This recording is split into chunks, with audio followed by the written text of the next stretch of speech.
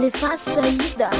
Olo sy pareveko nareo mivona aminareo fa janao tsonya.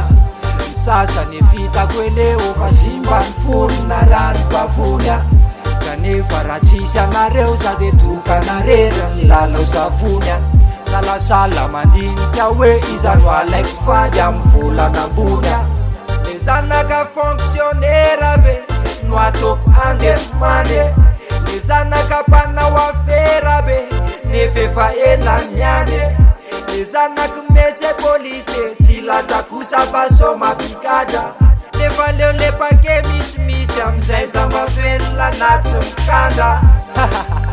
Alaiko zay tinao aza mkarahany zany. Ataoko zay tinao ataoko fa mbola be reo vehivavy. Alaiko zay tinao aza mkarahany zany. Ataoko zay tinao fa mbola be reo vehivavy. Sy bazara anatody aradoka mitady zay mapetipetya. Efa aiko lalana moto fa avelo kely ande vetivety. Atreto amanentsika fijanona foana rehefa retirety. Tsy amelako fa toko azonody resaka bandy fa tsy retirety. Alaiko zay tinao aza mkarahany zany. Ataoko zay tinao ataoko fa mbola be reo vehivavy. Alaiko zay tinao aza mkarahany zany. Ataoko zay tinao fa mbola be reo vehivavy. Janona célibataire ve sa mbola nohony lalao. Tsinjoviny ilay fahanterane mba mila vehivavy anao. Soneko ny anaraka azy fa zangao asovalina nosato.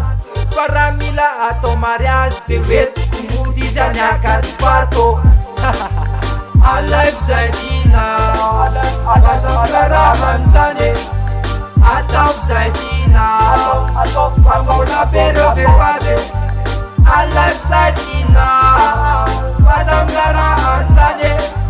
Ataoko zay tinao fa mbola be reo vehivavy. Fa tena tika anareo ry vehivavy fona mba mamela.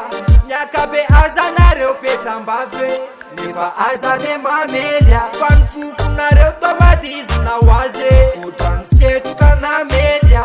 Tsy fanerena fa io kotsy sazy fa rehefa tsy zakanao de miala. Alaiko zay tinao aza mkarahany zany. Ataoko zay tinao ataoko fa mbola be reo vehivavy. Alaiko zay tinao aza mkarahany zany. Ataoko zay tinao fa mbola be reo vehivavy.